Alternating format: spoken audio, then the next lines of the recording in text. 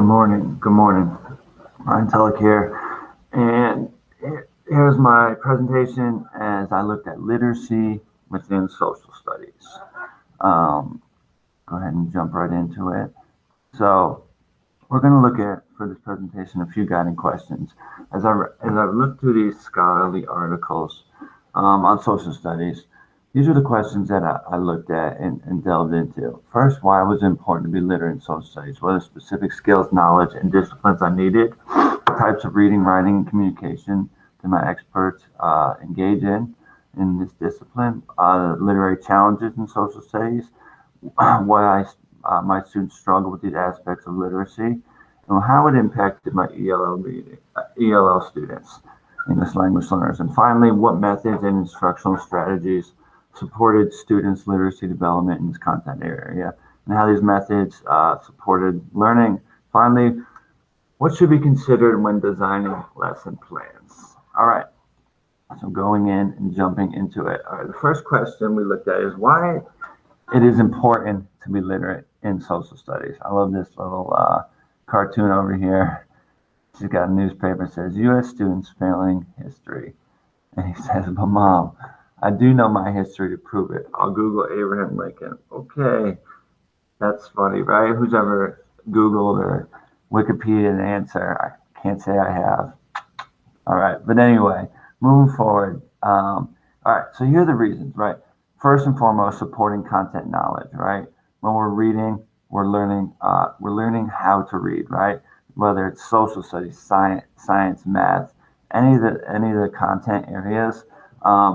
We're learning the skills needed to become readers, right? So we're learning proper grammar, spelling, how to flow a paragraph. All these things help us understand the content knowledge for reading.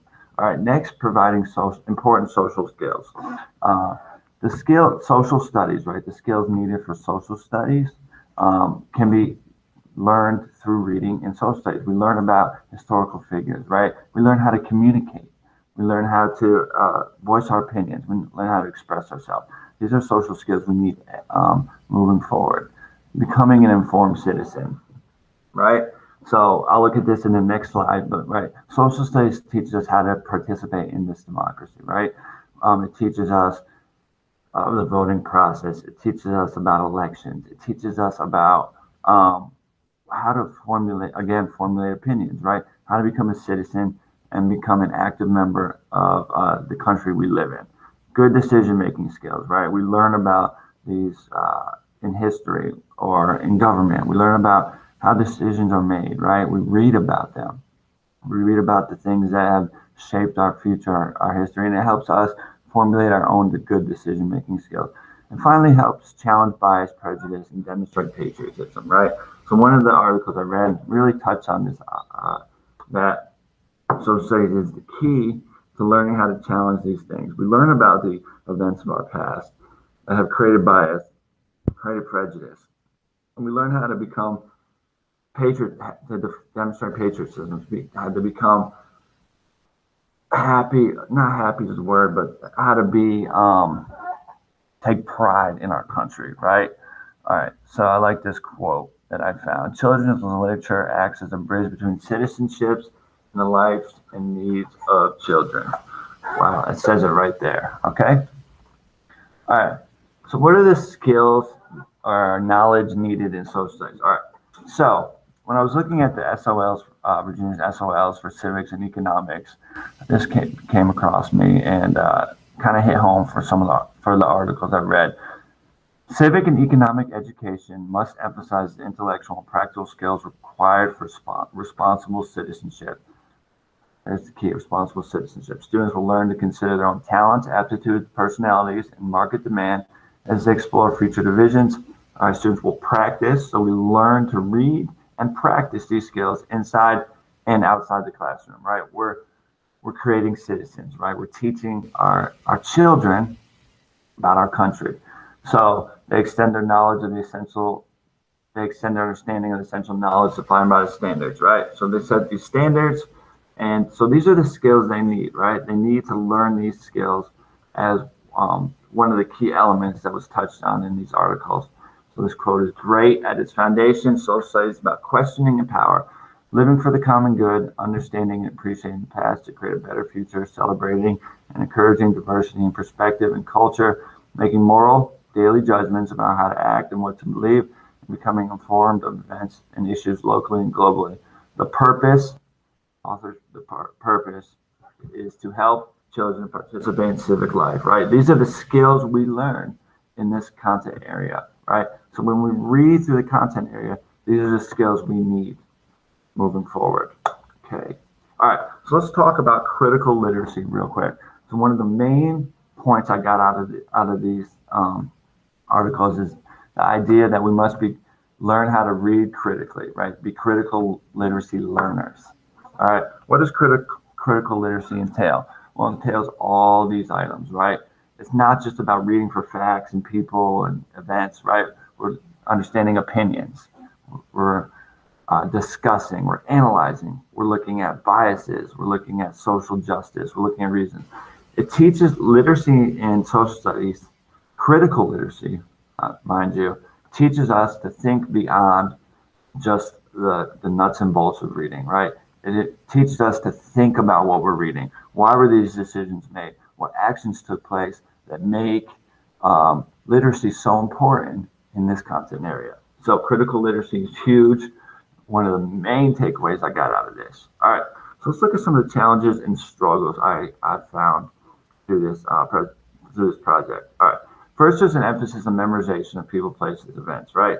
We think about history, think about, we got to know when this event happened, when this took place, who this person was, right? That's all good. I'm not saying that's not all good, but it has to be more than that. We have to be critical literacy. Again, we have to think about those events. We don't just learn about it, we think about why it happened, formulate our own opinion, think about how it affects us, right? These are the things. And these are one of the challenges encountered. All right, so societal and cultural beliefs come along with distrust. All right, one of the articles I read stated that African American students viewed family members as the most credible sources about their past, while European Americans considered history books to be the most authoritative. All right, so what does that mean, right? So we got two different cultural groups. One thing says that the people they know tell the best history, whereas another group says that these textbooks are the ones that are giving us the best idea of what history is about. Okay. And then we look at who writes the textbooks, right? Where they come from. So there's distrust, right? There's distrust in the educational system, distrust in what we're reading. Why are we reading this? What are we giving our students to read? All right. So that's number two, teaching. Number three, teaching literacy and social studies separately, right?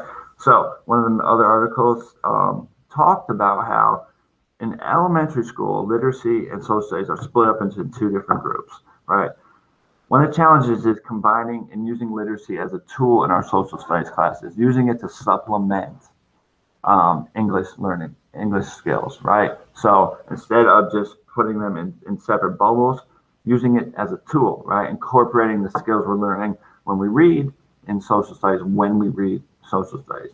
Definitely diversity in the classroom, right? Again, goes back to number two. What are we teaching? Who's teaching? Do we have diversity in the classroom? Are we catering to all of our students, right? Are we looking at the textbooks and looking at where the point of view is coming from? All these things play into some of the challenges and struggles.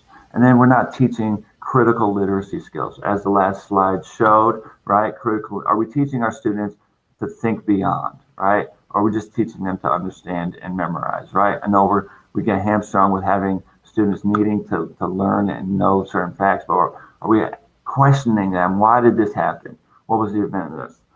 Okay. All right. The marginalization, this ties it all up in a very succinct way, right?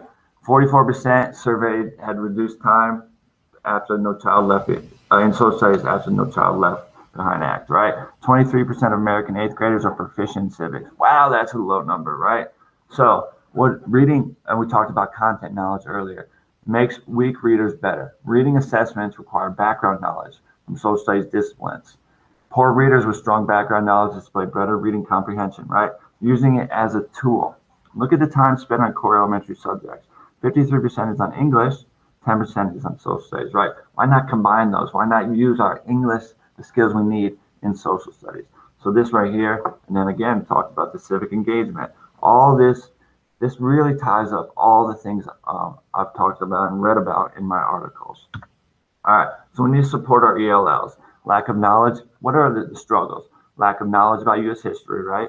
Understanding that someone else's history is not their history. So they struggle with that. And then, of course, the language barriers. In 2015-16 school year, 72% of native English speakers achieved proficiency in history and global and U.S. history. Only 23% of public high school ELL achieved proficiency in 29 U.S. history. Wow. So what does that tell us? Huge gap, right? There's a big gap right there. All right. So how can we support them? Okay, we can uncover and connect ELL's prior knowledge or social studies content. We can build on prior knowledge for deep understanding. We can develop ELL's historical thinking skills through historical narrative and perspective comparisons. So what does that mean? That means that we need to connect what we're teaching them to their prior knowledge, right? How does our government look to their government that they grew up with, that they knew? What were some of the historical events in their lives that touch and have affected their lives today, right? Touching on this prior knowledge and then building on it for a better understanding of what we have to teach and learn. So what we're reading has to be incorporated and has to be kind of combined. So, and then perspective comparisons. So again, comparing our perspectives to their perspectives, how they see the world versus how we might see the world. All right. So what are some methods and instructional strategies that I've found through this reading that would help literacy in social studies? Okay, first and foremost, group discussions, right? Citizenship's about having being an informed citizen, right? Understanding how to communicate, how to talk with others, how to form their own opinion in an appropriate manner, right? So these groups was one of the key. They talked about text masters, right? And using that in the social studies classroom, grouping up our students into smaller groups, having the students that aren't often speaking, giving them the opportunity, right? So this all ties back into why it's important to be literate in social studies. Discussions, critical thinking, connecting prior knowledge as the ELLs with the ELLs. So incorporating unique and learned experiences, right? If a certain cultural group distrusts where they get their history from, let's bring that in. Let's talk about what their perspectives are, how they feel about it. Again, teaching values and good citizenship, right? The skills we learn as to be good citizens, make moral judgments, think about our own implicit biases, right? That is only going to strengthen our country, right? So when we're reading about maybe a Rosa Parks or an Elizabeth Cady Stanton, we're learning about how to become good citizens, and then making those personal connections, right? Looking at my past and what we're reading, and maybe incorporating it together into a lesson, asking the students about their past, making those connections. All right, and then considerations for lesson planning, definitely diversity, inclusion, varied approaches, group works, discussion, incorporating reading as part of my lesson, right? So again, goes back to the English and the language, using current events to present ideas. One of the articles talked about incorporating newspapers, right? Talking about reading newspapers and talking about how this plays into the historical content of what we're learning, how it might impact where we're at. And then again, promoting communication and dialogue. It's one of the keys for social studies, literacy and content area. It's not about just reading, but it's about communicating and being able to formulate those opinions. All right. Here are my key takeaways. All right, so you see I had this, a person won't read is no advantage, and I have this exact same quote in my room. You can see. So I want to talk about stressing the importance of literacy, right? If you won't read, you're no advantage of someone who can't read, right? That's the idea. So also we must teach our students to be critical literacy learners. That's the key takeaway. That's my key takeaway that I got out of this. Using literacy as a tool, not breaking up literacy and other subjects with just as literacy with social studies, literacy with science, but obviously with social. Supporting my ELLs by connecting past experiences to current coursework, using literacy and social studies as a tool to become a more engaged citizen, right? learning about the skills needed to become an active member of society, and finally engaging our students with reading, which is relevant and enjoyable, right? We have to, in my opinion, we have to give our students something they want to read. And I think a lot of that comes to making those connections with the past. All right, I think I'm out of time. I hope everyone has a great day. I hope you've enjoyed the presentation.